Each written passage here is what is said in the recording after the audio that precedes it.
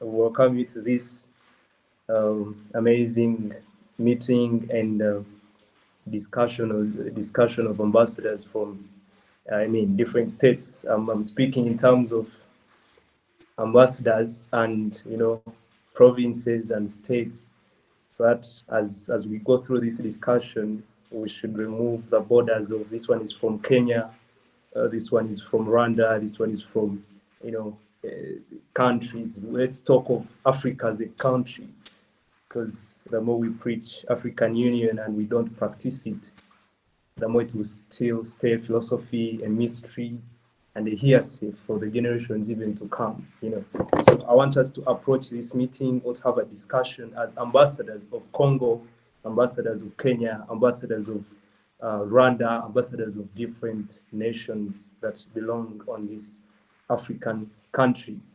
Yeah, otherwise that's my simple greeting. I'm glad to be here. And all right. Yeah, can't wait. Thank you very much. So we are good to go. I was just trying to check your mic, and I like your shirt, I must say. So I hope the content will be as nice as your shirt and as handsome as you're looking. So we can start off. Martin is a first class honors degree graduate of Makerere University. He's a visual artist, a researcher, curator. I don't know what on earth that is, a design thinker, and he's the founder of Part of Us Initiative, a visual campaign of creating awareness about vitiligo skin condition in Uganda, Africa, and beyond.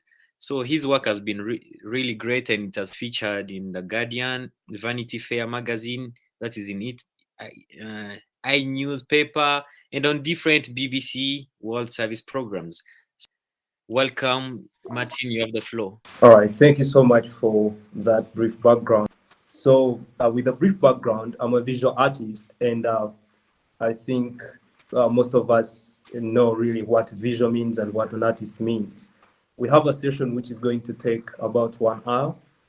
I don't know, I'm excited to share what I've been really able to experience in the meantime that I've been practicing art as a professional artist, and even in my life background, touching the remnants of stories that have impacted my work. Okay, let's get started. So every slide, I have about 17 slides, and every slide is supposed to take about 2 minutes. So information is a lot, but we are going really to be a bit swift and fast so that we can benefit out of this conversation, which we've been anticipating for about a month or so. And I've been preparing a lot, trying to align what I've been encountering, because this is the first of its kind in a way. I've shared on big screens like the gentleman has been saying, but sharing the detail of actually what I've gone through to sacrifice for this that I'm now taking on as my life, career, and as my purpose, as my work, to do it as a full-time artist. I'm not an engineer, I'm not a lawyer, but I believe I'm overall, I'm a doctor, I'm everything. I can talk about anything because I'm creative. So today's session, as we understand on the second slide, as it's one that is displayed, we have taming creativity to instigate the ripple effect, on the journey of success. It is very, very interesting in a way that we look at so many animals being tamed by man. We've looked at cats being tamed by man, dogs, lions, and the most dangerous, animals, right? But there is something that we've failed to tame that belongs to us, that is within us. Some people who have tamed it have really done great work on the continent and on the planet Earth. However, some people who have not mastered, I'm not criticizing anyone, with due respect, people who have not mastered the proper way of using this power have misused it, and that is the power of creativity. God created the planet. First of all, we have to understand that God created the planet with an intention, and he did things from scratch, and things appeared. So at the end of the day, he created man, and man was given too much power over this world. That is for those who believe in the Christianity version of creation. Those who might believe that as Africans we came from apes, I'm sorry I would to disappoint at this time, but it's not what I really believe. I don't believe we evolved from apes as some people put it out. So, and we shall discover that actually whatever is written out there as truth, unless it's in the Bible that you believe in or the Quran or whatever, then it might never be true. If it's just an individual actually writing a book or something, you need to believe really some small percentage. So taming creativity to instigate the ripple effect on the journey of success. On the next slide, we have a brief, a small Kickstarter. It's something I want us to start with. And at the end of this conversation, as we welcome reactions, we are going to receive different answers from a number of people. So I'm asking a simple question, and all I'm asking is, what is the use of water? What is the use of water? So record that question and write 3 answers. If you get an opportunity to come through and discuss with us, then we are going to be glad to hear what you share with us. So what is the use of water? This is something we've studied from, low levels of school, and, we understand the use of water on the planet. So it shouldn't be a hard question really to answer. 3 answers shall be received at the end of this conversation. Now, that was our Kickstarter, something to set us into this conversation as you think through it. On the next slide, we are now breaking down this topic of taming creativity to instigate, the ripple effect on the journey of success. First of all, creativity, it is the use of imagination, the use of thoughts or original ideas to bring something into existence or add value to already existing things. That is creativity. Some sources, they say creativity no longer exists in a way that creating things that are new, that age ended. All that we are doing, because God created everything, right? And we are just recreating. So we are innovating. We are reinventing, but we are not really bringing something new. However, we shall discover that according to Oxford Dictionary, from around the period of 1950s, that's when the word creativity started being used more and more. And it cuts across all disciplines. If you're an engineer, you're in a safe place right now. If you are a doctor, you are a carpenter, you are a cobbler, you are creating or doing something or some work or attending to some job, you are in the right place. Because the fact is, God created us with authority, with power within us, and we must use this power to make the world a better place for everyone, to remove all the negativity that is going on around the world, the noise that is coming from different angles. So when we look at the use of imagination, the thoughts, before things, whatever, God created everything, but man makes things. So in the making, it's where the power of creativity, we are not really creating, but we are using the creativity, the God nature in us, to make things happen. If God created a tree, he didn't create a chair out of it. It's man who made a chair out of it. So that's saying the creativity within makes you create a chair. And that's where I want us to start from, to think of within us what is in there that really answers the question that we are creative. I want us to challenge ourselves as we break down the definitions of what is creativity. I want us to accept that we were all born creative. Do you know, creative people ask a lot of questions. That's something we must learn. And when we were young kids, every one of us, if you don't remember your childhood life, it's okay. If you're at home, at least you know the neighbor's child, or you know the kid who asks you so many questions, annoying, but they're innocently asking. And that a person who is creative, they are so curious, they're so inquisitive, they ask a lot of questions. So as kids, we used to ask a lot of questions, so many. And with time, people started now gauging us and seeing that we are old and maybe we are mature, and they started saying, you know what? And I think, don't ask that question, leave that, leave that. Weirdly, why does the plane fly in space and man cannot fly? You know, why does a big plane is so huge, but a young rabbit can't fly? Kids would ask questions, you know, and these are questions that led to so many invasions.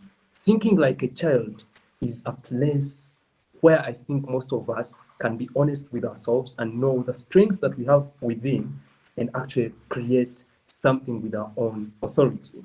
So we are still breaking down taming creativity to instigate the ripple effect on the journey of success as our main topic today. Next slide asks us, what is taming?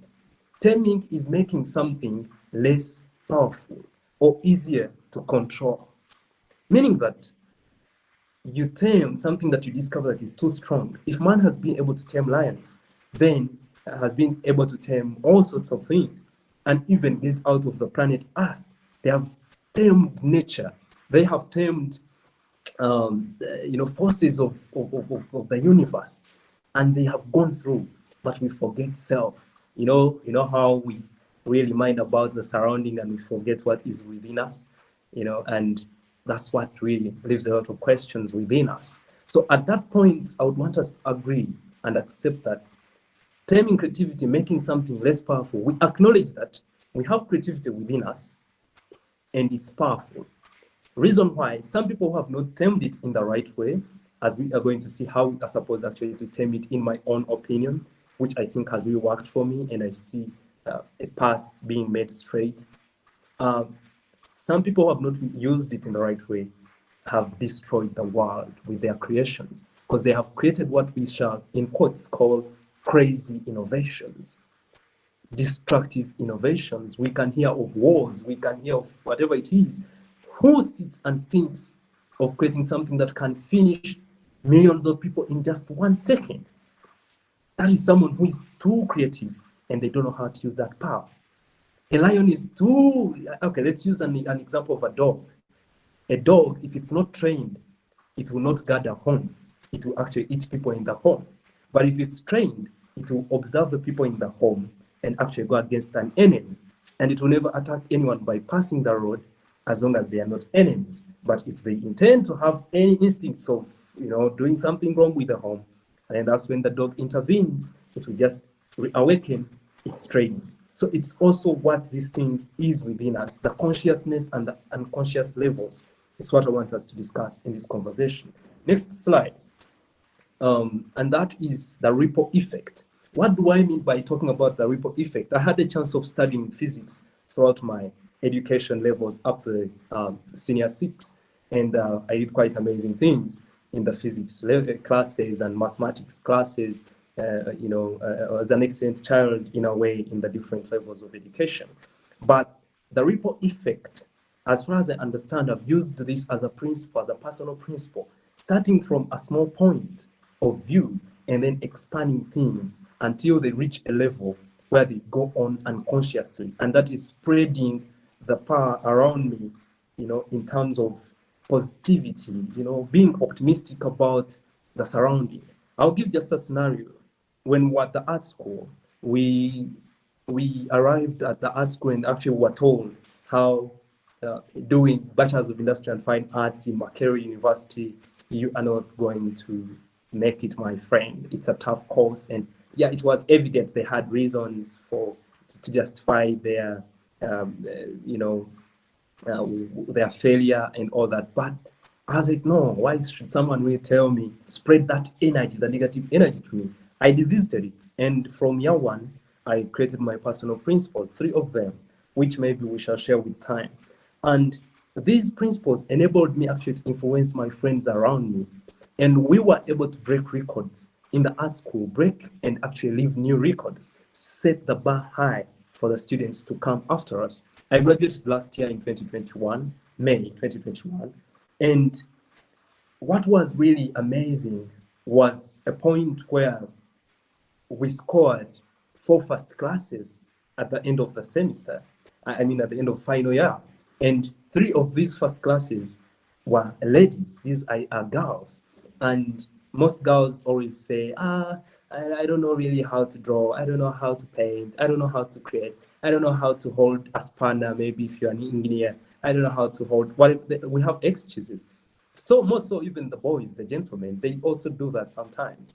But those who reached out to me, because the boys, sometimes there was this unhealthy competition, which wasn't necessary. So I also distanced in a way and really tried to help one or two who came close, and we saw these people's results and gradings and actually execution of work change. Meaning that when you surround yourself with the right person who has the right energy within them and they spread it to you, it's what it will be.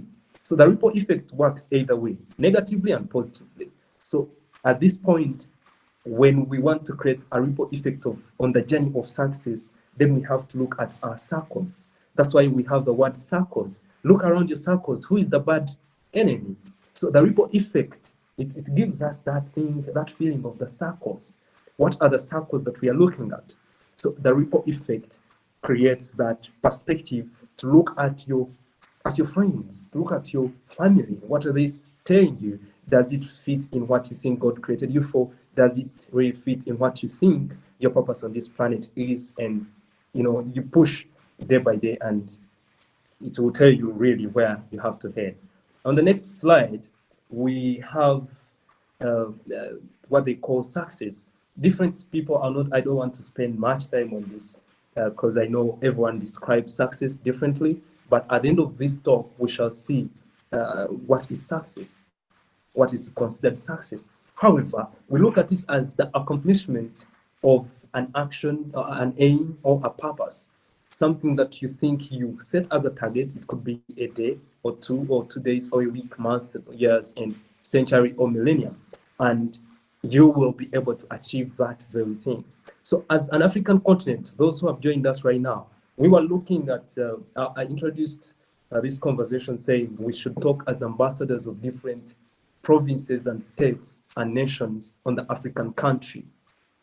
I want us to look at it as a country, and we remove the borders that actually man created to limit us from actually accessing certain things and to compete for resources. And now we have some nations and states don't have the resources. They want to create war in the other states. We are fighting amongst ourselves, and we were trained to do that by someone who had an interest.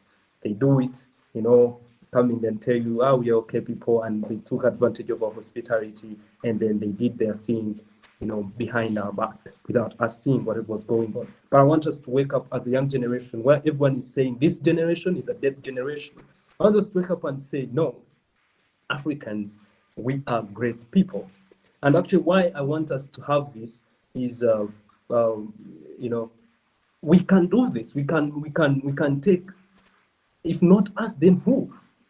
Because trust me, believe me, Africa was not this.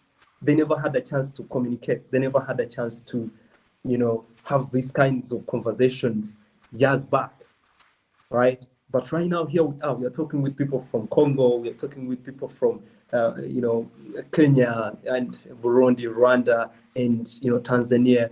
And we are speaking. We are going to have a conclusion, a way forward out of this small talk, which actually turns out to give us a very huge perspective for Africa. So what is success? The accomplishment of an aim or a purpose.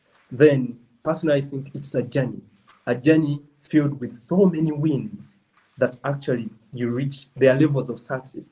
You set a goal for this, you achieve. You reach this goal, you achieve. In education, it's done. In this, it's done. You enter new relationships, business relationships, marriage relationships, and any other healthy relationships, and you keep achieving. And success sets new bars. Every finish line is the beginning of a new race, right? And that's what gives me the perspective of success is a journey. You reach a point and you start again. You reach a point and you pick from where you stopped, something like that. It's a journey. So that said, we are going to share briefly personally what I've done as an artist and as a creative, and through my struggles, we look at the Vitiligo art. I am currently known, and actually it's what I'm doing because it's what I consider to be my purpose and to be my work on this planet. I am doing Vitiligo art movement together with the team of a number of youth in Uganda. we are developing what they call Vitiligo art movement. If we have the Italian Renaissance of the Da Vinci's and the so many Caravaggios and the great innovators of so many things, then how about now? Can't we create something new? Cubism from the Pablo Picasso's, for Albert Einstein's, if they discovered those dimensions and the different things. If the Martin Luther's brought us Christianity in the Protestant realm, and so many other new ways of perspective of life, trying to make ends meet, trying to solve problems that actually affect individuals, that affect villages, that affect states and continents and the planet and the universe, most so to say. So I'm looking at one thing where I was inspired by the gentleman behind Alibaba. Is he Jack Ma? The guy said, if you want to be a wealthy person, not rich, but a wealthy person, find an international problem and create a solution for it. That blew my mind. I was like, okay, I'm at a point where I'm looking for what purpose attached to my work. So what is it that I must do to ensure that I make ends meet and become a wealthy man? And wealth is not measured by the eye. Wealth is not measured by what people normally take it to be. Riches is what flashes in the eyes, and we see and over the place, people moving up and down. But at the end of the day, wealth becomes something more amazing. It has different spheres, about 7 of them. We can go into the spiritual world. We can go in terms of possessions. We can go in terms of relationships. We can go in terms of so many other things. You have to make them rhyme with each other and resonate with one another. That is the ripple effect. They all influence each other, and you end up actually doing great work. So Vitiligo art, it has gone on screens, but most importantly, these people who are in these drawings, these are hand drawings. People who are in these drawings have gotten a lot of testimonies in a short period of time. It has proven to me that when an idea is original, meaning that when you encounter your purpose, that thing, what I consider original, is something that you do. Some of us, I understand, we have jobs. Some of us may be retired. Some of us might not have even what to do, and we think we don't have it. But I want to tell you how you are just seated on riches. You are seated on riches. I'm not speaking from a perspective as a rich man, but I'm speaking from a perspective as a person who knows that I'm committed to do my work. And I know as far as I do the right thing, the work that I'm doing, then the rest is going to follow me. I'm not going to chase it. It's going just to follow me because the world will need me. So I created the relevancy why the world must need me through my work. That's why different international media platforms have been able to get attracted to this work and amplify the voice, because there's stigma surrounding vitiligo. So many people talk about these people are burnt by twins, and then twins they get annoyed and all that, but which I find very challenging. So that I'm not saying that is not right or this is right. I'm asking questions. Why do they have to say that? I'm looking for justifications of whatever is being said. So that when we align things together, maybe 10 years in time, 50 years, or 100 years, or even 200 plus, we can finally conclude and say vitiligo is a curse or it's not. But as far as I know from the biblical understanding, which we're going, of course, to discuss in any other future discussions, vitiligo is defined as white spots in one of the books, I think, and that's Leviticus. And they describe vitiligo as white spots. So these were skin diseases, and God described them. And vitiligo is well put straight. It's a clean thing. Someone who has those white spots on their body, they are clean. So it's biblical. Me as a Christian, I come at that point and say, whoever is saying it's a curse, twins, because the power of spirituality is so intense. When you use it against something or around something, it actually proves to be true. The power dresses that soul, it dresses that person, and that person can do whatever you think they can do to you. But if you defy those laws and actually you preach the truth to them, then it really becomes something amazing. I've taken much time on that, but let's go to something that any of my discovery on slide number 10. Next slide, please. On the journey of discovery, limitations. What is it that limits us? You know, why are we limited to think out loud? And at least you can share with us what you think have been the way forwards that you guys are actually trying to use in your different careers, in your different engagements. But when I looked at the different careers, I looked at these things limiting the self to be included in the work. You know, some of us, anyway, let's just jump into it. The African education systems, if we search around African continents and look at the different education systems, they were designed on a purpose, especially for those people or the countries whose states were colonized by the colonialists, right? They brought something that would push the time forward, whereby when we finish, for example, here in Uganda, you take an average of 16 years in school. And by the time you finish 16 years, you are already at the age of around 24, between 23 up to 30, some people or even above. And during that time, you already have personal things to take care of. You already have things you want to, improve yourself. You are preparing for marriage. You are preparing for starting up a business, buying real estate, controlling and managing things around you, building your parents a home, and surprising this person and the other, so many other things. So you don't have time actually to think about, the personal contribution to solving international problems, global problems. So as people who are in a global village, I would want us to set our minds and accept that the African education system, really, the structures, they teach us how to learn in field, instead of actually teaching us to focus and refocus and be straightforward in our engagements after school. I have personally really I've experienced a lot of limitations which I've been able to defy in one way or the other after school. But education systems, if we can find, I would want to really hear about what people think about that. Maybe I'm wrong or right, but I think I've been there and I've been through the different schools of the levels of school, and I've seen what a brainwashed teacher, in quotes, I'm not saying all the teachers are brainwashed, because there are also those actually who tell you the truth. Martin, this is how things are here. We can't do anything about this. It's how things are. And we respect them so much, right? But the reality comes back to us that actually education system is wanting.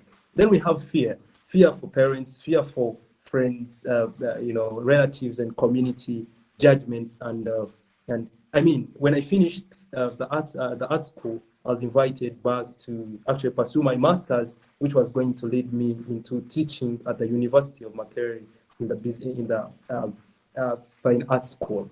And I asked myself, what is it that I'm going to teach these people? I haven't mastered what I think my vision is, what my purpose on this planet is. So I said I would want to first learn from real life, because what I've learned in school, even if I gave it to someone else, it will still produce the same product. So I wanted to get the better version of me first before I engage into getting back to teach at the university. And I got the pressure from my parents. Martin, no, you worked for first class so that you could teach. Now you are called back. You don't want to go and become a lecturer, professor, and all that, doctor, and they were bitter with me. So I got that too much pressure. But to really shut my ears and pray to God and meditate upon what my purpose is and get through it. It's been tough, but at least I know they are now proud of their son for the decisions that he took, for the risks that he made. And then that brings us another part of no work plan. Most of us, especially the youth where we are now, where we are in a world surrounded by TikTok, a world surrounded by trends, a world surrounded by memes, we take in a lot of information, too much information, and we split our soul or ourselves in different personalities. You want to be so-and-so, you want to be so-and-so, you want to put on this brand. If we looked at ourselves right now, most of us, you find you have a Nike on the head, you have a Rolex on the arm, you have a chain of whichever it is. You have so many personalities around you, but you could create a trend, and create a brand which someone would want to actually put on. Those people, if you listen to their testimonies, what they have said, they just became unique and started it and it worked out. And I believe one of us one day, someday, 10 years from now, 2 decades from now, they will be telling us, matching from the other conversation that we had last time, I had to actually push on my fashion industry. I had to push on my business in engineering, and people are now doing this and that. And I know people are going to give us those testimonies. So I will not be surprised when I get to know that actually we have people who set their work plans from now. So a work plan helps us to focus at the end of the day. Now, choosing jobs over work is another point. That's point number 4, choosing jobs over work. So there's a big difference between jobs and work. And then work affirms that you have a purpose. A job is you're going to serve according to instruction. And some of us will actually admit that there are points that you look at and they'll be like, I think, boss, I'm supposed to do this and this here. But then the boss says, do as I say. I'm the boss here, I'm the master. And indeed, you're going to be limited and you complain. You go back home in a public means you're complaining. I'm not feeling comfortable with work. I'm not feeling comfortable with job. Let me tell you something. You have the power within you that you can actually reawaken and start focusing and start refocusing and create, you create your own world, which actually the boss himself is going someday meet you and invite you for a dinner. I'm speaking that because I've had confessions from people who used to think I'm making the wrong choice when I was joining the university and choosing art instead of going for architecture, choosing art instead of going for civil engineering, because I would have been sponsored by the government for those courses. And my dad was going to be proud, was going to be proud of his engineer in a family. And I didn't consider all that. I really wanted to choose what is my purpose. The best way I can speak is through visual art. However much I can also add some few words or much words like now, but at least I know there is a power in my pencil work and all that. Lack of focus is another point. And we need to really look at the focal points. When we hold the other things, when we accept the challenges high above, the earlier challenges that we've talked about, then we can now refocus. Personally, I've encountered these many people who have come after this content reached on BBC and in France, TV Monday, in Italy, Vanity Fair magazine, and so many other interviews that have not yet actually come out on very huge international platforms. People say, now you've achieved, you've succeeded in that. Which other project are you going to work on? And the question is, does everyone in your family know about vitiligo? Does every relative in your family know about vitiligo? So why are you telling me that I need now to expand and talk about, albinism with due respect, which is okay. Some people are already doing it. I need to just stay in my lane. The very moment I get off the lane, I'm going to hit someone else who is in the race, right? It's a race, and the finish line is death. We are going to get out of this world at some day. There is that appointed time, but you must just shift into another realm and leave legacy behind. Because actually, most of us, the day we shall die, people will not talk about your personal achievements. People will not talk about your contribution to your family or whatever. Maybe your family members will, but most people will talk about what you've done for community, and that is what is going to actually flourish. That is what is going to make the things very impactful. That's where you're going to have a measure of what you've done when you're above this planet in another realm. That's when you'll be actually able to see what happened on Earth. So the next point is, we have this syndrome of it's always done like this. That is a syndrome. Always done like this. Oh, I think that statement is very familiar with so many people around on this platform today.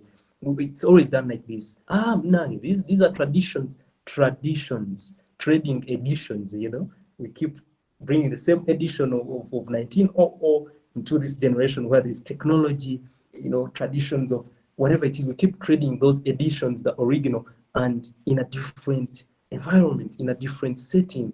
An example of this experiment, maybe we shall discuss this someday. I believe this is not the last time we are talking here.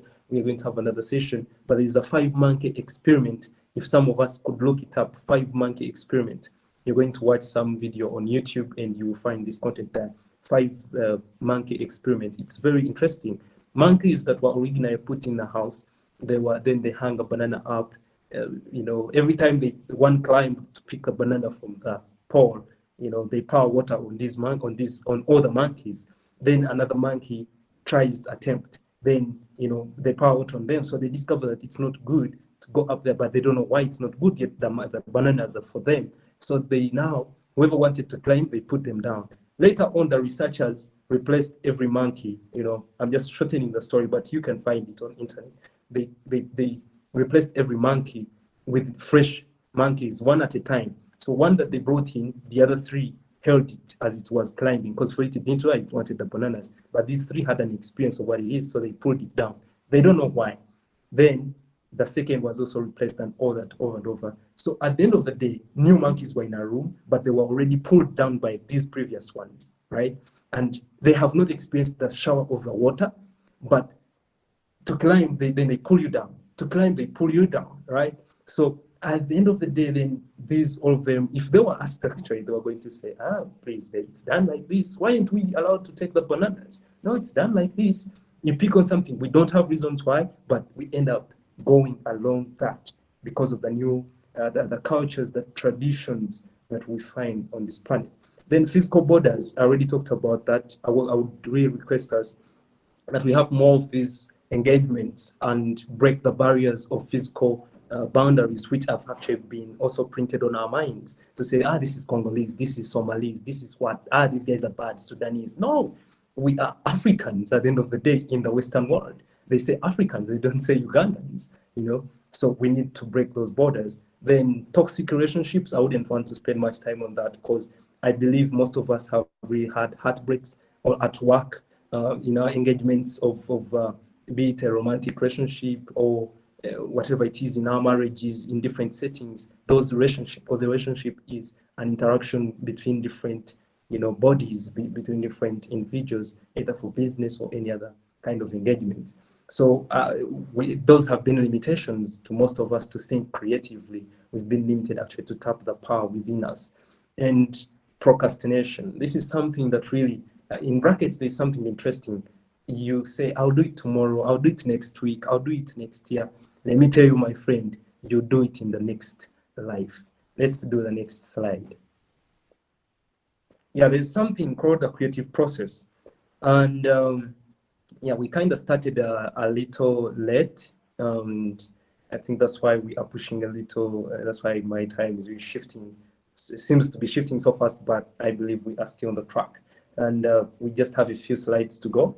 And this is one slide that this is information, a creative process that was prepared by a gentleman called Wallace. And in 1926, this guy, he discovered out of his personal experience and different engagements with different people, he discovered that there is actually a process that can help us organize our thinking, organize our innovations, either at the job, so that you can find your work. Because when you are at job and you find your work, you no longer have issues with the secretary, you no longer have issues with the boss. You are going to know how to manage what you are supposed to do. And this is what I want us to look at. Next slide, please. Yes. We have a very interesting one, the preparation phase. The preparation phase is a conscious phase that utilizes one's domain-specific knowledge to define a problem, gather information, and make observations so that it may be, investigated in all dimensions, in all directions. And I'm looking at this stage as a stage of you yearning for what is the problem around you. And I want us to remember, by the way, we started with a Kickstarter of a question, and we need 3 answers in the responses in case you have to share with us, what is the use of water? Water is everywhere, right? Everyone has water. What is the use of water? Depending on school knowledge and what you've seen on Earth, I want us to keep that in mind as we go through this process. So a conscious phase that utilizes one's domain-specific knowledge, right? This is a point where you're researching what is the problem that affects everyone, because we've looked at it. If you want to contribute to this planet, we have global problems, we have global challenges, and they need people to intervene and help. They need people to come and bring inclusive campaigns and bring ideas and bring in knowledge and resources. And we need a human resource manager for that particular thing. So preparation, you prepare the ideas, you assess them, you look at these, observe the problem, and you investigate in all ways to find, as an engineer, as an architect, as a doctor, as a lawyer, what is it that is missing? Now that we have the laws, the lawyers, and these people in the law, in the judiciary being called the legal thieves in courts, I quote. It's a hypothesis that is moving around because of what has turned around to be. But I believe there are lawyers who are doing the right job, the right work. However much, most of them are motivated by what we call a bribe. It has been turned into business. Sicknesses, we all understand it has been globally turned into sicknesses. It doesn't mean we don't have the doctors like Ben Carson's who are believers of Christ and are doing their work diligently with purpose. That preparation phase, what is it that you can do that affects people globally? It's what I would want us to meditate upon. That is step number 1. Step number 2, incubation phase. Incubation, the brooding, those who studied some sort of science and biology. Incubation is that stage of where a chicken lays its eggs and then it starts actually now giving them heat to prepare them for hatching. So we have this as an unconscious process. It's a phase where you process the phase that leaves the problem to simmer during, simmer. It is this level where the eggs are supposed to be hatching, but they are below, that phase where the idea is you want to push it, then you're wondering why or not. So then you want to qualify it. This is what the incubation phase looks at. You've already assessed it in all dimensions. You've already seen at work, this person hates me, this person doesn't really. What if I do my work this way? What if I start speaking less? What if actually I start avoiding phone when I'm supposed to attend to clients? What if at the shop where I work, I'm supposed to do this and that? What if I'm supposed to put a smile all day long, right? A smile all throughout at the supermarket, and actually start now seeing people coming in, leaving tip in the tip bag because of your smile. You may not know, but it's because you have adjusted the personality, the self. Remember, we talked about the self. So this stage, you start preparing yourself for actually finding what you can do in a particular job or what you can do in your purpose to serve it diligently. Personally, as an artist, as a visual artist, I've gone through this phase where I've looked at vitiligo and people have told me, now, this won't survive. Now, just Martin, forget it. I consulted so many friends of mine, like, man, this thing is weird. It's a weird thing. Don't talk about it. Don't put it in your art. These are ugly people. How ugly, with due respect for those of friends of mine who have vitiligo who are on this platform watching us. All these kinds of judgmentals in this phase, you are trying to qualify it, and you should. Look at the next stage. We find the illumination. When we're still kids, we're told about Illuminati, negative. But I want us to know that whatever the Bible says is good, the evil person also is looking so hard how to brand it with noise, a lot of noise, to brand it negative. Illumination simply means seeing light. Light, this is having knowledge, having wisdom, and it's in the Bible, So when you are meditating upon something in the incubation phase, that idea, and then light shines upon you, so many things will justify that actually what you're thinking about, as far as engineering is concerned, as far as social sciences is concerned, as far as journalism, as far as whatever profession or whatever purpose you're supposed to serve, light is going to keep coming. A friend of yours, one friend out of the 100, they will come and say, by the way, this is a good idea. Take that one positive, because the negatives will be many. And when you get one positive, believe them, or just give them a benefit of doubt and do something about it. So we're looking at this illumination phase, asking ourselves questions of how, what, why, where, when. You ask, who do I trust? This is the time now you start looking for mentorship. I looked for mentors in the practice of drawing. I wanted to know how I can draw in a unique way to represent what is called ugly, a curse, bad omen, into something beautiful and amazing and attractive. You can't imagine right now how many testimonies we have because of the vitiligo art drawings and the vitiligo art movement that we are pushing forward. How, why, where, when. You measure the time. When must it, be qualified to say, now we want to go to the next phase? When is it that we want to do that? In all disciplines, these are fundamentals that we were talking about in the advert that was running all over the social media. So illumination phase, it's semi-conscious. You are aware of what you should. You look at this person and think they are good mentors, and then, but you need to hold, you need to take different, maybe it's your pastor, maybe it's your priest, maybe it's the religious leader in your community, in your church, in the mosque, in whatever area where in your family, your parents, you consult them. What do you think about this? And they give you their personal opinions. At the end of the day, you come out with affirmations and look at what happens next. Verification, right?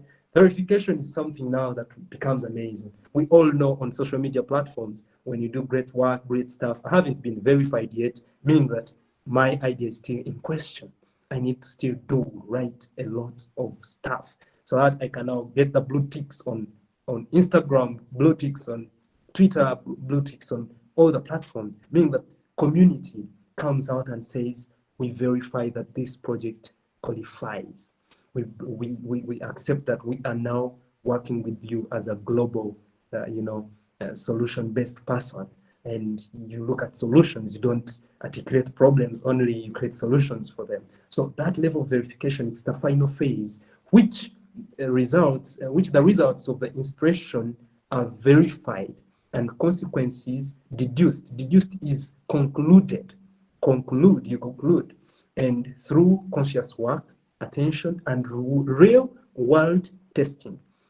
Do that one simple conversation with your manager, with your heads, and with your parents, and let them qualify your idea, let them verify it, and then take it to the next step. Like we already saw, success is a journey. It has phases. Level 1, level 2. Keep succeeding in all these phases that we've looked at of Wall's experiment and deduction, and reach a level of verifying and qualifying your project to take it for real world testing, right? We were all surprised when COVID-19 came up, and then within just a month, vaccines were out, right? I don't know what that explains, but these people are too creative. But you know what? I think they are creative. Personally, I think they are creative in a certain way that may not be positive, because we have all these other sources that tell us COVID was manufactured. How do you get a vaccine very fast? Maybe they are too smart. Anyway, who knows? It's good they created a solution as well. We thank them for the good and the bad. But keep it in mind, it's business. People have business. So what is your business going to contribute to this world? To kill a few people and create solutions, to bring a problem and you solve it, or address what is being done or what is around us emotionally, physically, in terms of roads. We've been complaining roads, or we've been complaining on resources. Government is misusing funds, loans from international banks, and all sorts of things. But I want us to actually come and intervene at this point in time. So before we go for the next slide, there's a question once again, and this is now in conclusion. Seemingly, this is my last presentation, and now we're going to go into interactions, feedback. Now, when we look at the first question I asked you, uses of water, I would want us actually to have answers, right? I think we should first have answers from a few people. What is the use of water? Then after their reactions, we're going to watch 1 minute video, and then we can have reactions from you guys. I welcome the answers, please. But remember, the conversation has all been about taming creativity to instigate the ripple effect on the journey of success. Taming the creativity that is within us, that power, and use it to create something positive and succeed and influence our friends, influence our partners, our girlfriends, our wives, our sisters, brothers, and friends, and and push the world, push positive energy, right? And yeah, you'll be blessed surely. Let's have reactions, please. The use of water is for washing, bathing, quenching the thirst, and also cleaning up. Thank you so much. Thank you. Yes. Someone else, please. We need at least 2 attempts. Possibly if there is a lady out there who can represent the gender. We want gender balance. We want equity, not equality. Okay. If there is no one, do we have? This is a simple question, guys. What is the use of water? And we've had already answers from the amazing gentleman. Okay, please. let's watch a video, 1 minute video, and let's qualify what we think really water should be. We have the sound.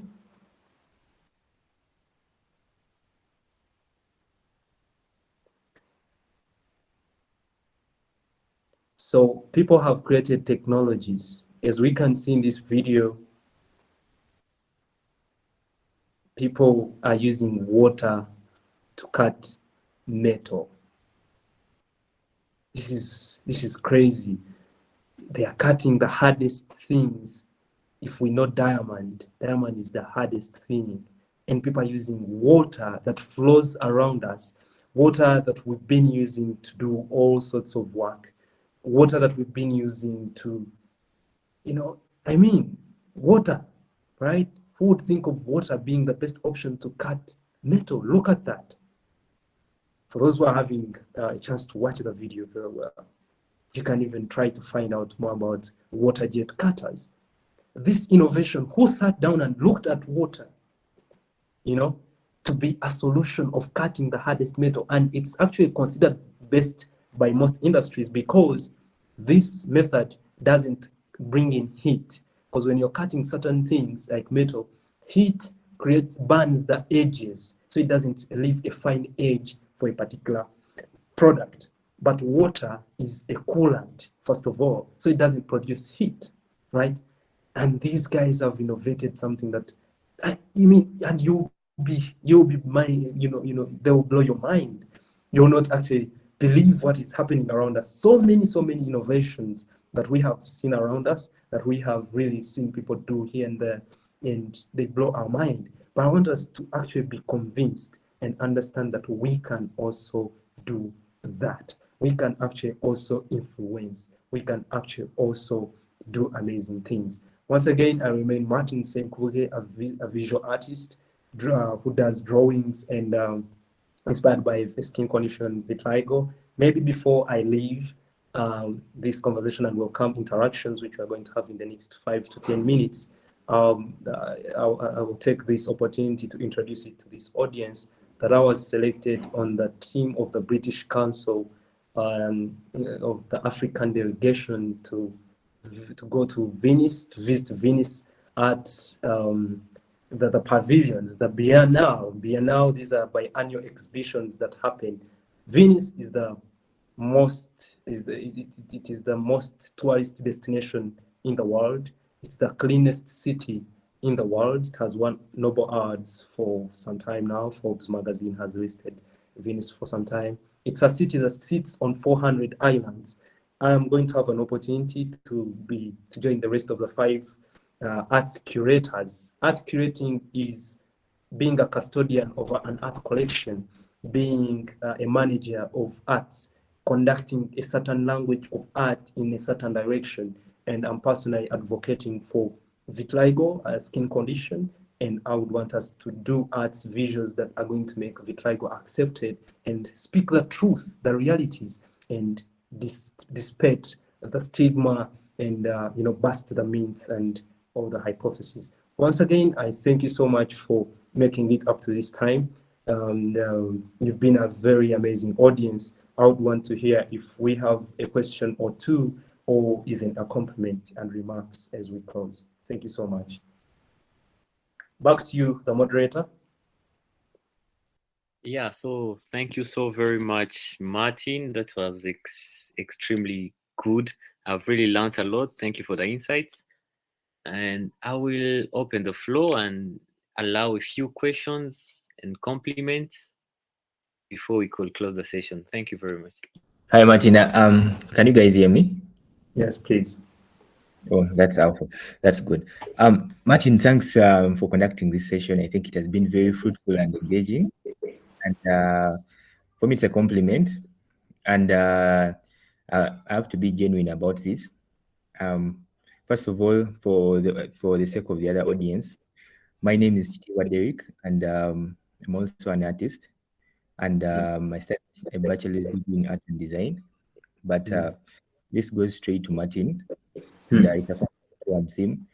You have really held the flag high in terms of art, and in terms of advocating for something that can change the society, and speaking up for those people who are marginalized and didn't have a voice, and getting also to have that synergy between the artists and you, and getting to share such information on how you can tame creativity.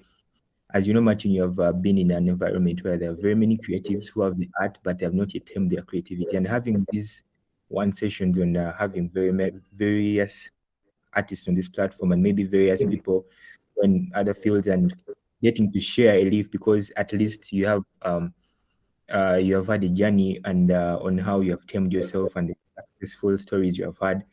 And it's really a very unselfish move on, getting to share off this information on how people can improve themselves, and people can reach these heights, and breaking all these hypotheses, breaking all these myths and everything on how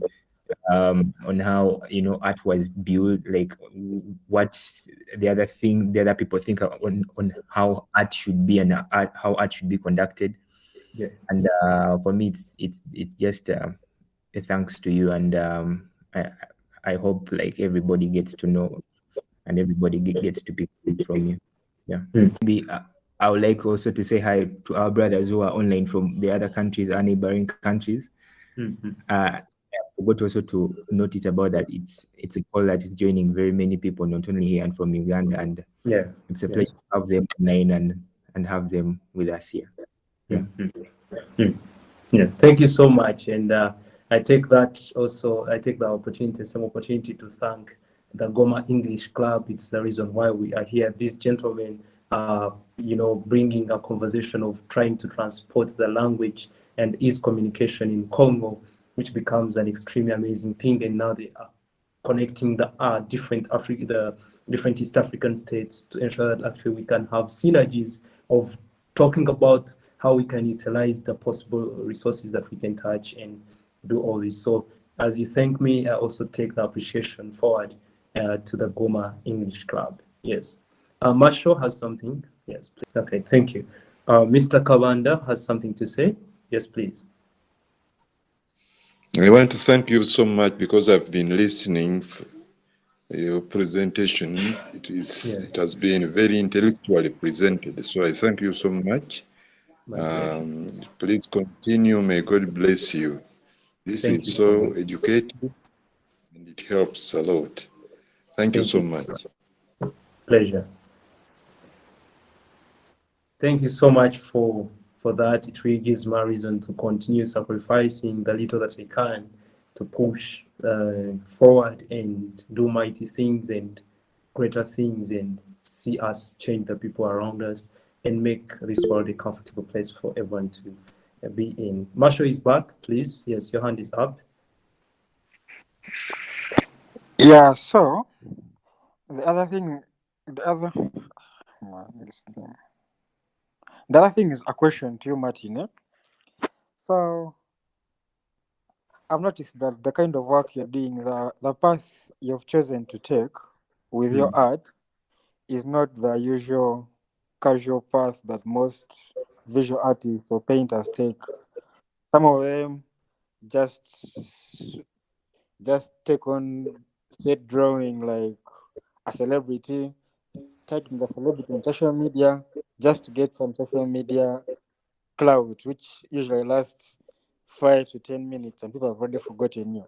Yeah. But you've chosen to use it more impactfully and more intentionally by spreading awareness about this condition that very many of us, especially in African countries, are ignorant about.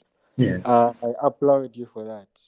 But Thank you. a question: how else, besides these exhibitions and tours you go to, like the one you're heading to in Venice, how else do you intend to reach the ordinary young man, that first-year student who might not be aware of such fancy exhibitions or might not even get to know about it? How else do you intend to make your work reach them?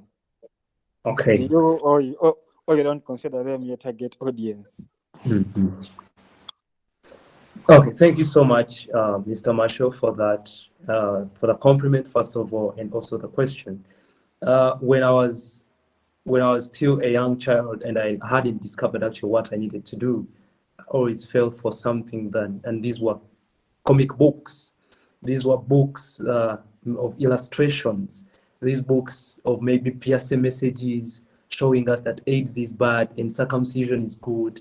You know, the books, the messages that they had, and we saw a lot of things. So like I said, we created Part of Us initiative, and through this initiative, we are going to be reaching out to millions of people around the world. I don't want us to say Africa or whatever, because this challenge is global, and they all need help because they have emotional challenges. Even if you tell them that they are okay, they'll still not believe. So we want to raise a generation from childhood, and our target is the young generation, the babies who are in nursery schools and all that, so that we can grow our own generation, which actually is given facts about vitiligo through comic books, first of all, and other educative, small content books. And then, secondly, I'll use a simple example of we've had toys that we've played with in a way here and there, and then we've had, toys. Let me see the things that we play around with when we're children. And the girls are always given dolls that are colored or white, colored that is black or dark, and then white. Then my question is, can't we have dolls that are both, that have patches, so that this child is exposed to those patches? By the time they visit, they see this person, they actually believe what they saw on the doll or in the comic books, that all these people exist and they are part of us. That's how we want to approach it from a young generation. Create music, create poetry, create experiences, and hold conferences. We want to be having conferences to sensitize people. We want to have people who translate our messages in different, conversations in different languages. Like our first edition, we had 6 languages. We had friends who translated in Acholi. We had friends who translated in Lusoga. We had friends who translated in Luganda. We had a language we had so many languages, 6 about of them. English was, of course, the universal, but the others were also represented. So we are looking at how now to get representatives, ambassadors in different regions, in different states, in different homesteads, different villages. And I know that information is going to get there. Just like I said, success, it's a journey, one step at a time, one thing at a time. And I know with us together, as long as we continue our speaking, because some of us who didn't know about vitiligo, who didn't know about facts of vitiligo, I know we are going to go and actually find out what is it that Martin is doing that actually is making sense in his work. What is that relevance? I know we're going to find out. So if I have answered you, please, Marsha, you can let me know. I see your hand is still up. Maybe if you still have something to say, as we, of course, prepare to conclude the session. No, actually, you've answered me. You've answered me right. Yeah. I was just wondering if there are any other ways of making it reach out there besides the exhibitions that come usually periodically. And yeah, I think you have all the plans right. So good work, and keep doing what you're doing to change the lives and spread awareness about that condition. It's really great work. Thank you very much. It's a pleasure. Thank you very much from the Goma English Club. Oh, actually, sorry. About in the chat, there is some message I and Derek have sent there. If it's possible, please share with us the PowerPoint after, so that we can get to read into it more detail, because this has been just a highlighting conversation. Okay. Through Goma English Club, I think we shall have that presentation forwarded to you. All right. Thank you very much. It's for your patience, and we'd like to appreciate so much our members who have kept up to this time. And we are going to share the entire video on our YouTube channel, so feel free to visit, and we shall share the PowerPoint as well for those who would like to learn. So when all is said and done, fear God and keep his command. We like to wish you a very good night. We've had people from Senegal, that is still afternoon, from Kenya, from Uganda, and all over the world. So we would like to appreciate you, and we meet every first Sunday of the month. So we will let you know for our next talk. we keep in touch. Great thanks to Martin for making this happen. Have a great night.